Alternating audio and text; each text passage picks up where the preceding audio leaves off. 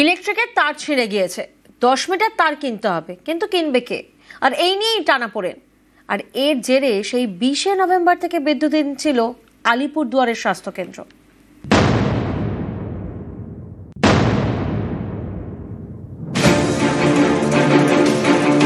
স্বাস্থ্যকেন্দ্রের ভিতরে ঘুটঘুটে অন্ধকার,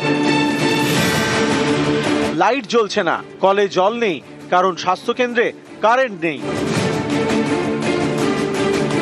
কারেন্ট না থাকলে তো অসুবিধে, কারেন্ট না থাকলে মোটর চলে না, জল নাই। আলিপুরদুয়ার 2 নম্বর ব্লকের বাগলা সুস্বাস্থ্য কেন্দ্র। সরকারি এই স্বাস্থ্যকেন্দ্র কয়েক হাজার বাসিন্দার বড় ভরসা। প্রতিদিন দুপুর 3টে পর্যন্ত খোলা থাকে। গত মাসে স্বাস্থ্যকেন্দ্রের ইলেকট্রিকের তার ছিঁড়ে যায়। এর জেরে সেই 20 নভেম্বর থেকে স্বাস্থ্যকেন্দ্রে নেই কারেন্ট। ফলে চরম ভোগান্তি, নেই আলো, চলছে না ফ্রিজ, বন্ধ কম্পিউটার। অভিযোগ স্থানীয় প্রশাসনে জানিয়েও কোনো লাভ হয়নি। কারেন্ট নাই, আমাদের এই যে কারেন্ট নাই, মিটার চলতেছে না, এদিকে ইয়ে নাই, ফ্রিজ নাই।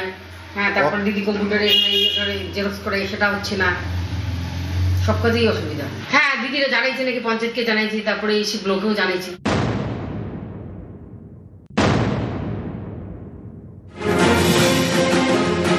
স্বাস্থ্যকেন্দ্রের দাবি 10 মিটার নতুন তার লাগবে, কিন্তু বিদ্যুৎ বন্টন পর্ষদ সে তার লাগাচ্ছে না। বলছে স্বাস্থ্যকেন্দ্রকে লাগিয়ে নিতে হবে।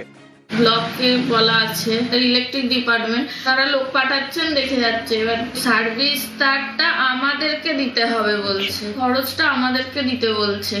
এখন এইগুলো তো আমাদের কাছে ফান্ড নেই যে আমরা এখানে কি করে দেব। বিদ্যুৎ পরিষেবা বন্ধ আছে বলে আমি শুনলাম। শোনার সাথে সাথে যিনি দায়িত্বে আছেন WBSEDCL এর, উনাকে জানালাম ব্যাপারটা। ইমিডিয়েটলি উনি বললেন পদক্ষেপ নিব। আমি এই আশ্বাসটা পেলাম। আলিপুরদুয়ার থেকে রাজকুমার কর্মকার, নিউজ 18 বাংলা। নিউজ